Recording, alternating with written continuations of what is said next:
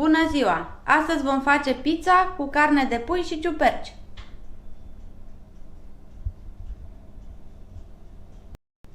Pentru blat ne trebuie 1 kg de făină, 600 de ml de apă caldă, 15 g de drojdie uscată, 3 linguri cu ulei de măsline și o linguriță cu sare.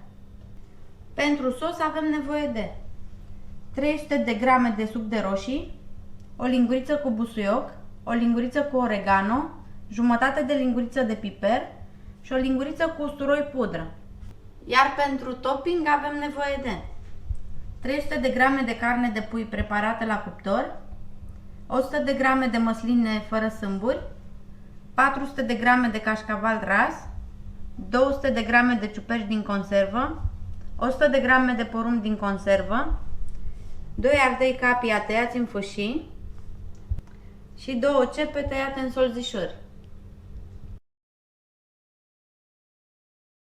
Peste drojdie punem 3 linguri cu apă călduță și amestecăm.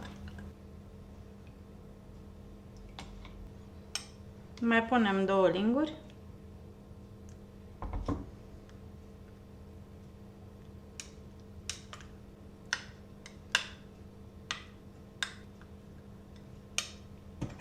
Adăugăm și o linguriță cu făină.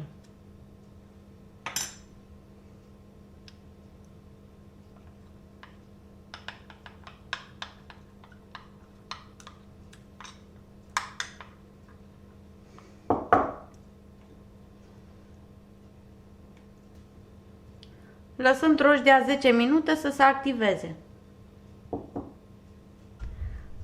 Punem făina într-un bol mai încăpător.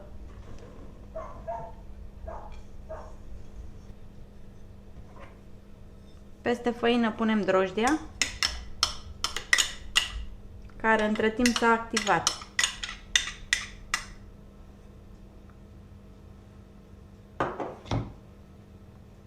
Amestecăm puțin.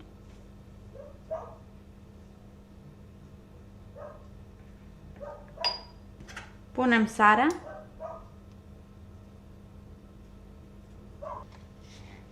și apa. Apa trebuie să fie călduță.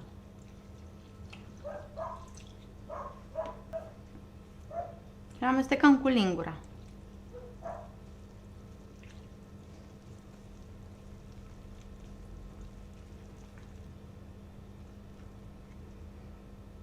Trecem la frământarea aluatului cu mână.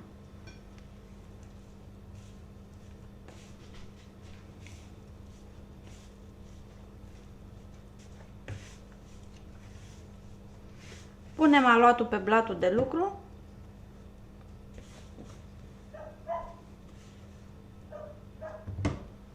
și continuăm frământarea.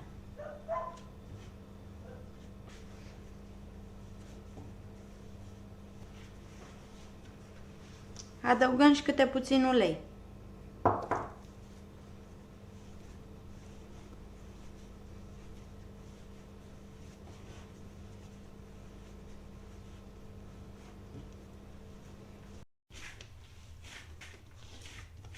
După 15 minute de frământare, am obținut un aluat nelipicios pe care îl vom pune înapoi în bol. Acoperim bolul cu un șervet de bucătărie și îl lăsăm la dospit pentru o oră. După o oră, aluatul a crescut, așa că îl vom răsturna pe blatul de lucru.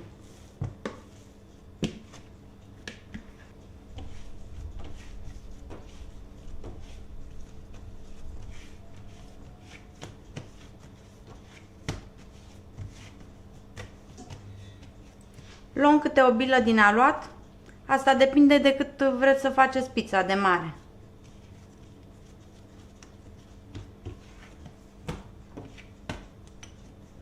Și întindem o foaie rotundă.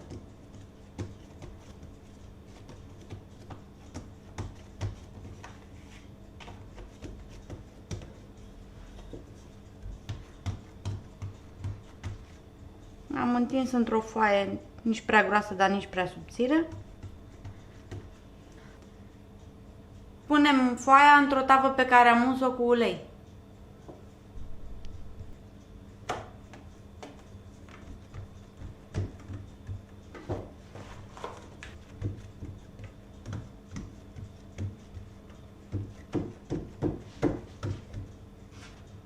Peste sucul de roșii punem piper,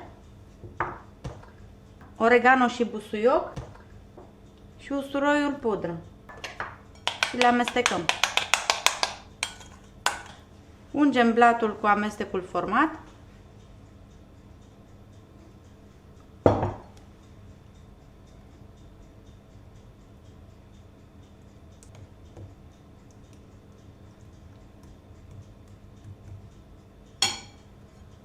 Adăugăm puțin cașcaval.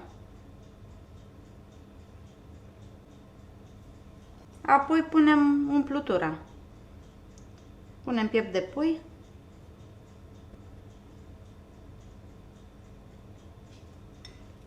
Porumb. Măsline.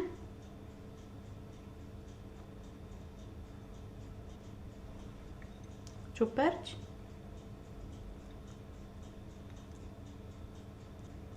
Umplutură puteți spune cât o doriți, în funcție de preferințe.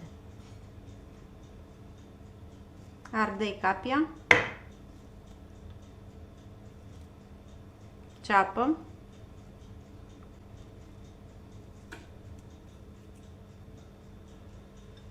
apoi deasupra mai punem puțin cașcaval.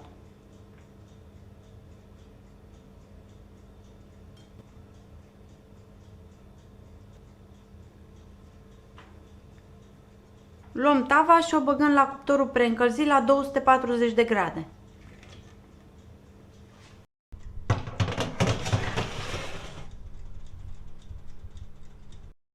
După 10 minute pizza este gata, așa că o vom scoate de la cuptor.